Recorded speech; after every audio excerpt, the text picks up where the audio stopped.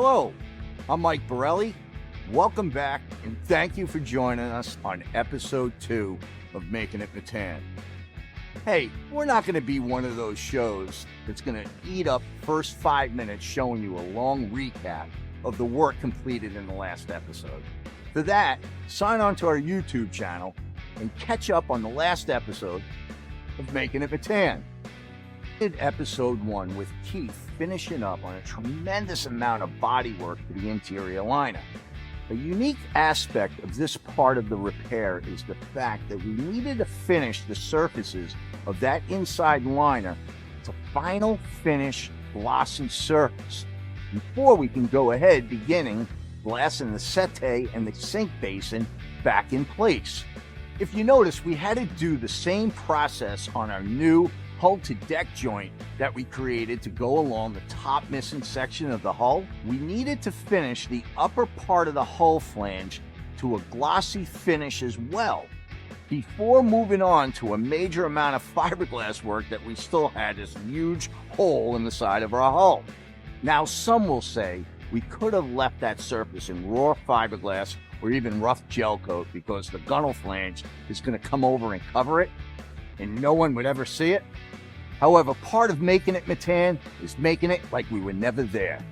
And for whatever reason the owner ever messes that boat up again and crunches that rub rail section, someone goes back in there to fix it, they'll never know we were there. Okay, back to the interior. Keith laminated the settee and the sink basin sections back together outside the boat. We then moved that section inside the boat, temporarily screwing it in place. Keith and Joe again teamed up just as they did in that inner liner and laminated the back side of the sections with multiple layers of 1708 tabbing. Keith then ground back the joints in the seams and laminated that outside with a number of layers of tapered cut 1708 fiberglass tabbing. Then, having his share of bodywork, he readied the surfaces for high build primer, then gel coat application. Although we are all very good body men, it is next to impossible to get the bodywork perfect without, as we say it, burying the bodywork in high build. In episodes, you'll hear one of us refer to Duratec. That is our vinyl ester primer that will become our final surface that we'll be applying our gel coat of primer to. The application of high build primer along with the process of guide coating of the repair area is the most crucial step of the bodywork process. This ensures the lines and the edges are perfect because remember, once you put a glossy, shiny surface on something, it's going to act like a magnifying glass. While leaving Keith alone to get that last interior section not only gel coated, but sanded, wet sanded, buffed, polished, all done. Knowing the interior was ready to go back together was a huge accomplishment for all of us in this very big repair. Well, we're going to take a break, and when we return, maybe we'll even give you folks a peek to what our interior looked like not only before, but after. We're here up inside a Boston Whaler 420 Outrage, and you can remember earlier on, there wasn't too much left of this interior. We had to cut out large sections of both liners, double interior liners here for the settee and the inner hull line. And we had holes where we're having conversations with guys on the other side of the hull. One of the toughest things about a job like this is, in fact, the interior components back together. A lot of these components were installed with the idea of never being taken apart or removed out of the boat. And we had to really think about that. We almost had to reverse engineer something that was engineered to be done one way. We take great pride in what we do, and when I look around this cabin, yeah, this is a job that even I said, wow, these guys are freaking good. Scotty began the fiberglass work up on the bow section. One of the first areas he tackled was the chine area where it took multiple direct hits from the top of the pylon. Although the pylon did in fact go through the laminate, remember, the foam kept that pylon from breaching through the hull. Now structurally, we glassed the hell out of this area from inside, so we have all the confidence in the world the structural strength is there. However, we have a good amount of fiberglass that is missing on the outside that needed to be built. It's going to take many layers of laminate to do that. However, we don't want to do multiple layups to accomplish our build thickness. Not to mention, we're doing it upside down, so we don't have gravity on our side. Unless we change the gravity. And the way we do that is with vacuum. Scotty was able to lay up 7 to 10 layers of glass, tapered cut to the shape of his repair. We vacuum bagged 7 to 10 layers of fiberglass all at once, leaving Scotty a small layup of just a few layers of chopped mat to finish his buildup. Sometimes the laminate will move around when we are initially clamping these multiple layers in place. That's not really a concern because what we'll do is turn the vacuum down a bit and we'll be able to manipulate our layers of fiberglass under the bag while giving us enough vacuum to still hold the laminate in place. And that's how we change gravity. Or should I say, control gravity. Pretty cool, huh? And speaking of vacuum bag, that is exactly how we made our huge panel to fill in the side of our hull. We created our own layup. In fact, we did it right on the floor of the fiberglass shop.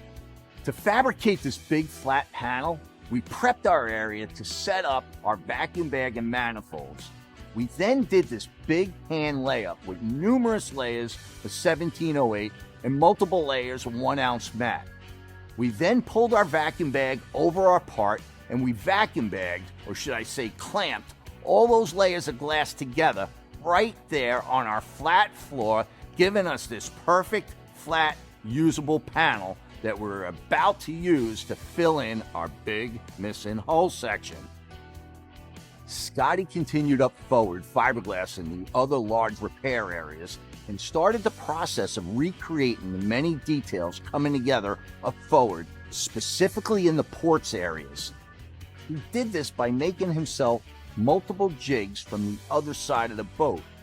He then would flip his jigs over 180 degrees and be able to move them throughout the repair to ensure that he was shaping the fiberglass the closest he possibly can.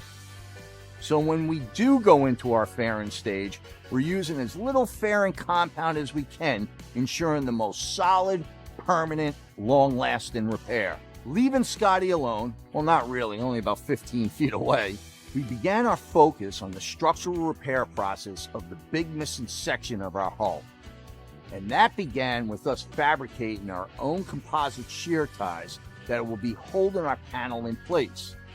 Although we only cut through 3 of Boston Whaler's shear ties, to ensure the structural integrity, we fabricated 6 shear ties to connect both that inner skin of the deck liner as well as the replacement section of our hull.